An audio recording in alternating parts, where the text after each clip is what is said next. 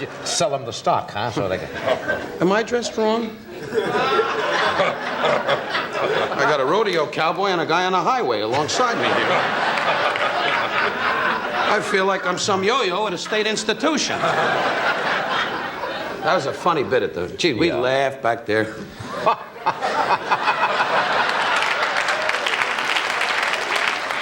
Johnny Carson can face and handle many types of guests beautifully. But things are never easy when he invites Don Rickles to the hot seat. This toxic mouthmaster fears no one, ready to brutally roast everyone from A-list guests to the powerful host himself. Let's look back at the most classic exposing moments, where the glamorous cover of The Elite gets ruthlessly torn apart. 1. Don Rickles calls Johnny Carson completely finished. Don Rickles brings a very different style to late-night television. His direct conversations with the host always create unexpected laughter for the studio audience. This is about it, you know. Arsenio Hall is going to be at the house for dinner.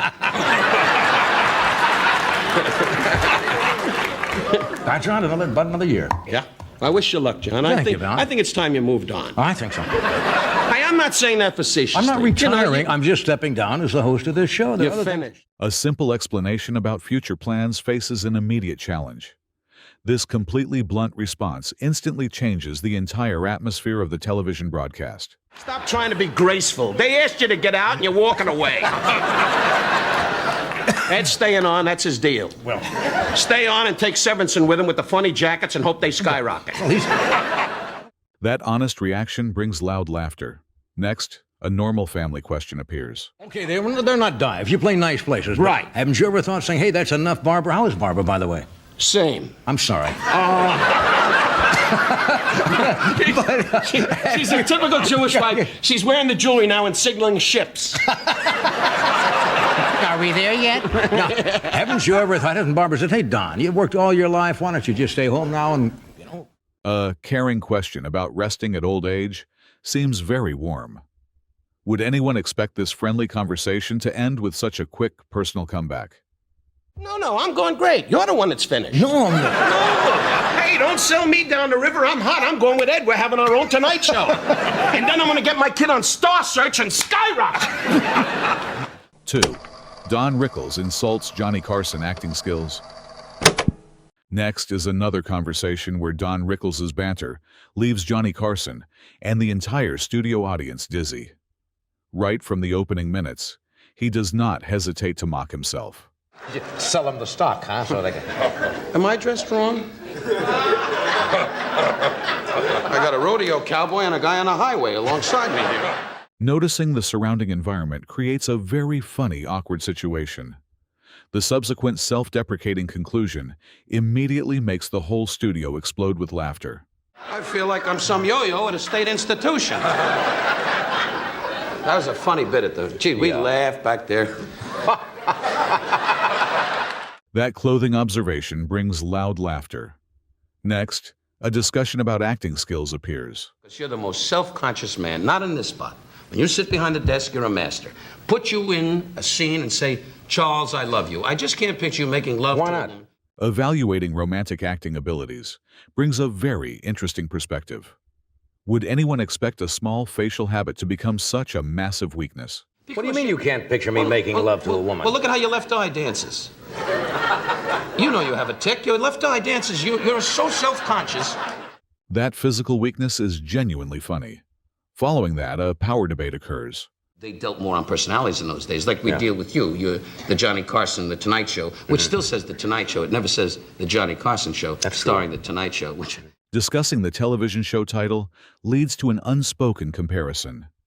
The remarkably calm comeback immediately afterward leaves the guest completely speechless. If it were me, I'd resent it terribly. But I'm sure this will bother you. You'll never be in a position to decide. No. That excellent host comeback is fantastic. Finally, a workplace complaint airs. You know, I'm killing myself and you're getting all the money. That's the way it I'm works. killing myself and he's sitting here in his trick-or-treat outfit and I'm breaking my neck. I think I know what you're... Enthusiastic dedication to work, unexpectedly, turns into a suffering story. This funny complaint, combined with mocking a colleague, concludes the conversation perfectly. 3. Don Rickles hilariously roasts everyone. In a 1976 show, Don Rickles continues to leave audiences gasping because he spares absolutely no one. Did you get engaged, Ed? Yes, I did. Sorry. Anyway, did you see the girl you got engaged to? Certainly have. Oh, God. It's like the front of a bad bus. No, Ed, she's a pretty girl. Oh. You gotta be alone on the highway, searching, wandering. If you don't get Bambi, you get hurt. No, I'm kidding, Ed. You're a big fella. You can handle it.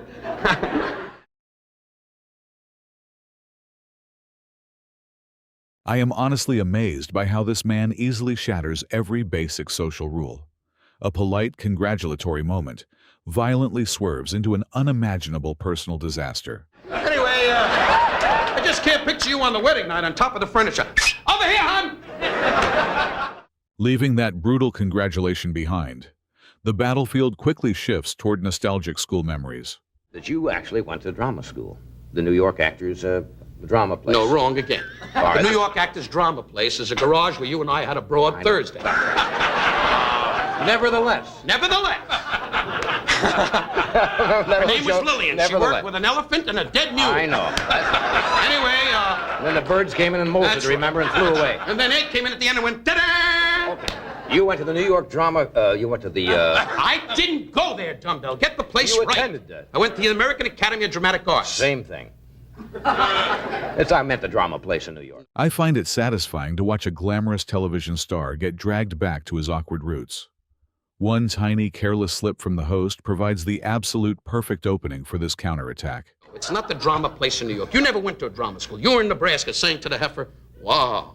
That's coming out backwards. Ooh. Boy, he hit the bucket.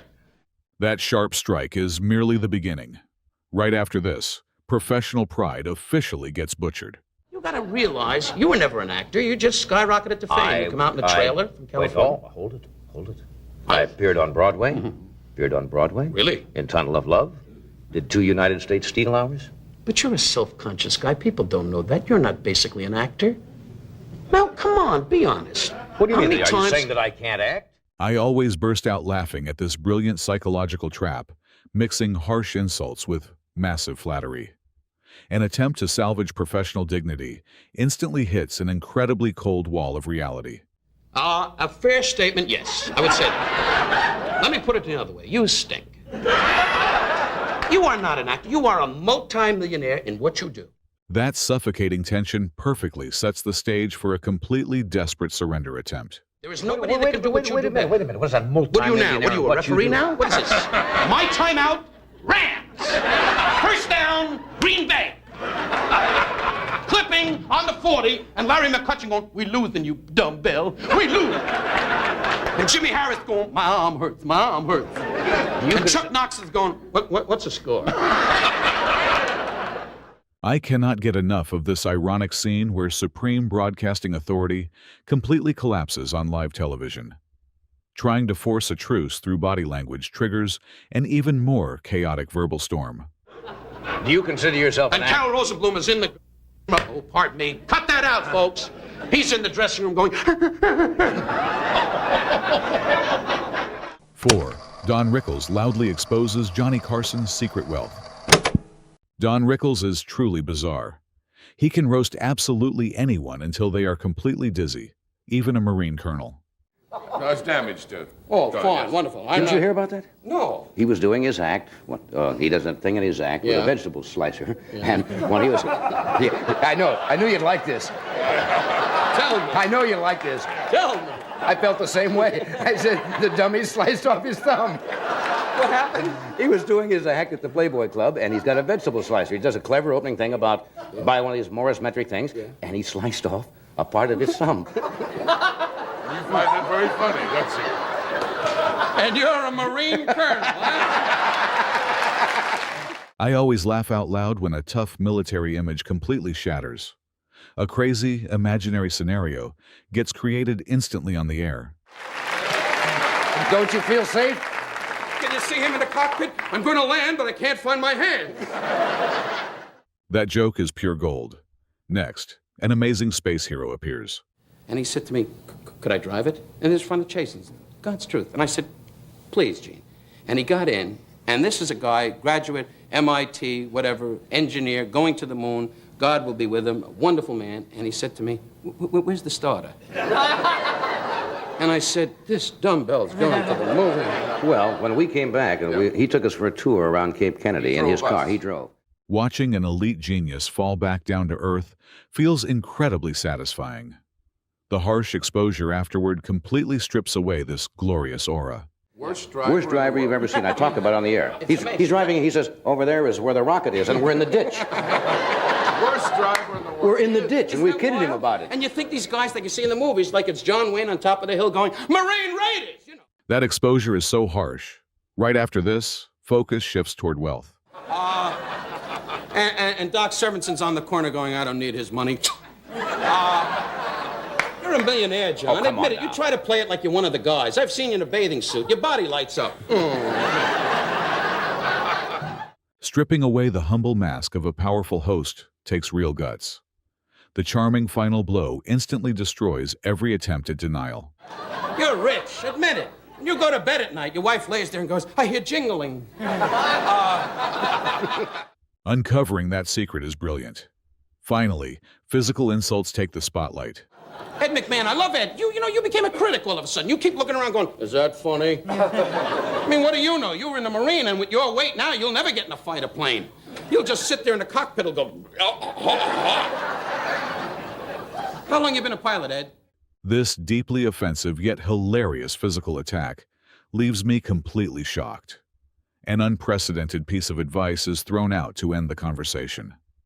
All my life, Don, since I was 1 year old. Well, wonderful. Yes. Put a rubber band on your neck and take off. Never liked Ed, never liked Ed. You always like him, that's why you don't invite him out. 5. Don Rickles loudly mocks Johnny Carson failed marriages. Don Rickles has zero boundaries. He can effortlessly turn a famous host's private life into a public comedy battlefield. By the way, I saw Joanna in the fashion show. Your wife, you remember Yeah. Joanna, the 8x10? Yeah, oh, come on. Seeing a celebrity's private marriage dragged into a joke always makes me laugh out loud. A deeply sarcastic mental image instantly tears down this glamorous celebrity cover. She's sitting home now in the estate going, I hope he brings the check.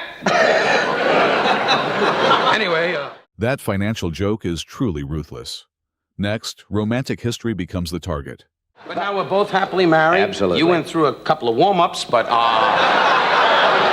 Now, the I went to the main event. See, I didn't go for the certificate. I went with many young ladies. The way this guest digs into a painful romantic past leaves me completely amazed. A legendary Playboy reputation crumbles instantly because of one single devastating sentence. You, like a dumbbell from the Midwest, went, where do I sign, Alvin? That relationship insult hits so hard. Right after this, massive wealth takes the stage. With one horse going, hi, Doc. And Johnny, you don't have to worry about that at all. You just sit up in Bel Air and say, it's your serve, Harold. I absolutely admire how extreme class differences get twisted into pure comedy. The luxurious elite lifestyle gets exposed through an incredibly ridiculous imaginary scenario. We people have to work, you understand? That's why I'm on this, for the $350 to cover the new room we're going to put on the house. $320. $320. Exposing that luxurious life is brilliant. Finally, a weird bedroom story takes over.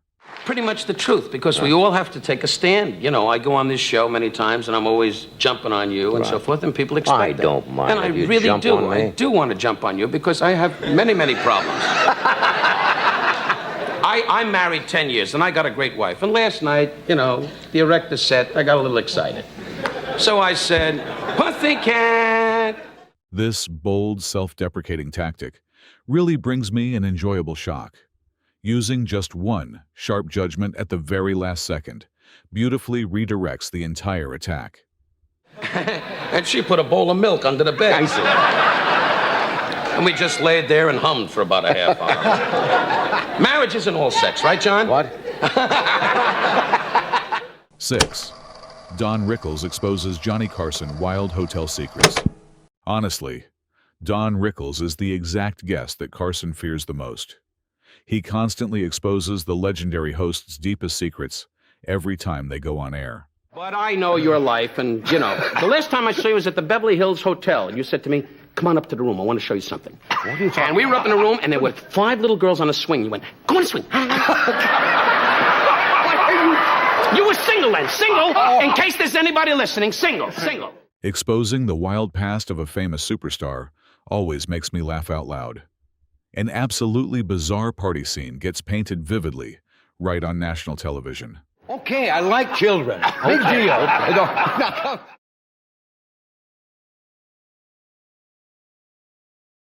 That hotel story is pure gold. Next, a touching compliment takes a weird turn. When I first came on the show, and I wrote this, which you didn't even hear about, on the Today Show with Brian Gumbo, I made a whole speech about you, and I know you're the last I heard you guy said some very nice things. Yes, I did. Well, I had a headache. Oh.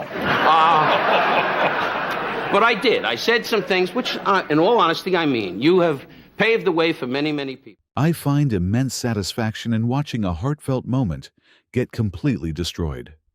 Those emotional words instantly vanish because of one ridiculously silly excuse. And I say from the bottom of my heart, now that we're face to face after 2 years, I never liked you. That sudden betrayal is so funny. Right after this, a loyal friendship faces an attack. And now today you're a big star, and tell him what you told me, how you're fed up and you're going to have your own show and you don't need him. The sheer audacity of this guest trying to divide 2 longtime colleagues leaves me amazed. A toxic, made-up secret is suddenly dropped to sabotage another man's career.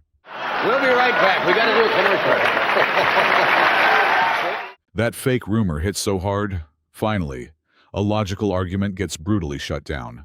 Straight down. He's 87, but what's your It's got to level out. I mean, No, they go straight down, and I said to the guide, Maria. how far down? I mean, just doesn't go anywhere. I mean, it just goes straight down. I'm not an architect. I don't understand what you're saying. Well, try to listen. Don't be a dumbbell all your life. All right. Using pure wealth to bully someone during a debate brings me absolute joy. Perfectly reasonable questions are immediately silenced by a massive financial declaration. 7. Don Rickles reveals Ed McMahon hidden career ambition. If anyone is feeling pressured by marriage, watch Don Rickles right now, because he is the absolute master at inventing bizarre jokes from this sensitive topic. No, you're not. No, you're not. I know what your wife spends. You are not retired. He's got a wife that just sits up in Bel Air. She was an airline hostess, had nothing. Now she goes... Extreme satisfaction hits me whenever the royal lifestyle of the elite gets completely mocked. A sudden shift in social status sets up an incredibly sarcastic insult perfectly. Send in another box! That lifestyle joke hits incredibly hard. Next, a trusted coworker becomes the target. Come on, Ed, you're not going to retire. You told me you're waiting for him to take a can. Turning a close working relationship into a story of betrayal always makes me laugh heavily. Absolute loyalty crumbles right after a heavily opportunistic accusation gets dropped. So you can sit there and have Star Search. That betrayal accusation is pure comedy. Finally, an old emotional wound gets ripped open. And Jay Leno's going to be on the highway going, a quarter. How about a quarter? How long have you bbeen married now, and how does your wife, Barbara, put up with you? Well, I got news. Yeah. We love each other, you know. You've been married. Married. Yes. Married. All right. But, You like the way I set this up for you? I'll just feed him and you take the no, snappers. we kid, because I know all your wives, you know. And now you're very, very happy. Well, I did. They were all friends of mine, and they're friends of yours. Yes. Using the opponent's own question to launch a fatal counterattack truly leaves me in awe. An unspoken emotional scar suddenly gets rubbed with salt right on live television. So you got in court and said, you're going to take what? But, I mean, there's a limit. 8. Don Rickles brutally mocks powerful elite classes. Who do you think dares to turn royalty and the ultra-wealthy into a joke? It is Don Rickles, and he does it so charmingly that it is hard to be angry. We all have responsibilities and family. You got $6 million to sit out the beach and go, another beer, Mary! And he's not even married to Mary.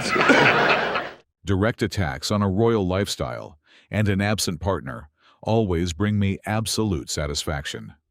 A completely ridiculous excuse for missing a party gets thrown out to expose hidden wealth. She wasn't at the affair last night. I hear the jewelry tarnished and she couldn't show up. That party excuse is so funny. Next, a terrible fashion choice becomes the main target.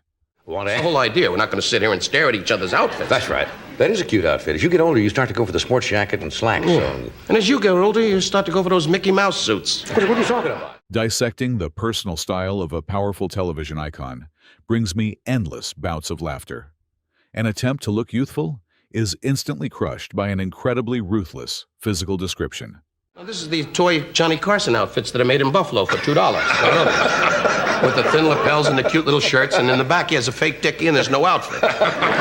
No fly, no front, just a little, underneath he's wearing jeans and a dead cowboy suit. A dead cowboy suit? Yeah, well, they don't know. That clothing insult hits incredibly hard. Finally, extreme social classes clash in a hilarious story. Oh, yes, you know. So I walked out and I said something about the Queen. I said, Your Majesty, forgive me, and bum, bum, bum. I said, look, how'd you get all the jewelry? How'd you get so rich? And bum, bum, bum. The sheer audacity to break all basic norms when speaking to high society truly amazes me. A highly sensitive financial complaint gets thrown right into the face of supreme authority. My mother's living in 2 rooms in Miami. You have a big house with a flagpole, and I'm getting fed up. And boom, you're sitting here laughing, and they're all going, and they keep checking with her to see if it's funny, you know. 9. Don Rickles shamelessly pranks music legend Frank Sinatra. True to the toxic mouth of The Tonight Show. Up next, Don Rickles roasts the universally beloved singer, Frank Sinatra, until his face turns red. Before we go any further, for 14 years, Johnny Carson kept saying, do you really know Frank? And I want you to know, Frank, I worship you and I love you. I really mean this, because since I'm a kid, I used to blow in girls' ears and hear you go, la-da-da-dee, and do it my way. I need a girl so bad. I love my wife, but she's ill. But you just got married, Frank. I just can't picture him on the wedding night standing in the room going, Turning the absolute classic hit of a music legend into a bedroom joke brings me endless laughter. Rising romantic emotions are instantly cut short by an incredibly realistic complaint. and did it all, and I suppose it's my way. And Barbara, his wife, is going, Frank, when you get a minute. God bless you. He just got married. Hey, all the good things. That bedroom joke is pure gold. Next, a magnificent public prank takes the stage. Can I tell a story about what this man did to me once? You may have known or heard about this. It was a true story. This is a long time ago, long before Don got married. I was eating dinner in a restaurant in New York, and I was sitting with some friends, and he came over to the table, and he said, Frank, do me a favor, will you? He said, I'm sitting with a very pretty girl, and I'm trying to make out, you know, and he said, I told her I know you, and she really doesn't believe me. Would you stop by the table? I said, all right. I was just about finished. I was down to the espresso, and finally he went back, and I walked by the table, and I said, how are you, Don? I completely take my hat off to this shamelessness, where a powerful superstar becomes a pure flirting tool. Enthusiastic kindness gets instantly met with a harsh splash of cold water right in a crowded place. Nice to see you. He said, can't you see I'm eating, Frank? What are you doing? And I went for the whole thing. I stood with my mouth open. 10. Don Rickles confidently targets retiring legend Johnny Carson. Right in his final appearance on The Tonight Show, Don never stops being himself, making Carson turn red listening to his unique jokes. Did you know before he did this that he was a... No, I read it in the paper in Iowa. You've never been in Iowa in your life. You can bet your... No, I've never been in Iowa, but I read about it. You usually call us and tell us. You don't tell him because he gets a breakdown. But you have been a guy that's traveled a lot and have gone through a great deal in life. Turning a happy wedding congratulation into an awkward curse truly makes me laugh out loud. The lifespan of a major milestone gets abruptly judged by a ruthless and swift number. And I wish you and your wife a lot of happiness. I Thanks. figure a week tops. That wedding curse is purely savage. Next, a self-deprecating marriage story takes over. Well, no, it's great. I got a Jewish wife, just lays in bed and goes, is that about it? I always enjoy these bold comedy moments when a guest brings their own partner down. A passionate romantic vision instantly shatters because of a highly materialistic question.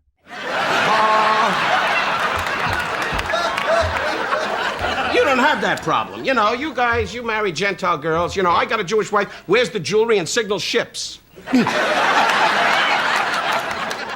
That bedroom joke hits so hard. Finally, legendary Hollywood loyalty gets completely destroyed. I've been nice about this. You're going to retire May 22nd, right? I absolutely love this classic display of two-faced friendship in the entertainment industry. Decades of absolute loyalty instantly vanish into thin air following a shameless betrayal announcement. And when you retire, I'm going to say, Jay Leno, I always loved him. He was my favorite comedian since he's a kid. You have just watched the most classic attacks by Don Rickles on The Tonight Show. His charming yet savage comedy is an irreplaceable legacy, turning every show into unpredictable bursts of laughter. Which brutal joke brought you the most satisfaction? Let us know in the comments below, hit the like button, and subscribe to our channel to never miss the next hilarious videos.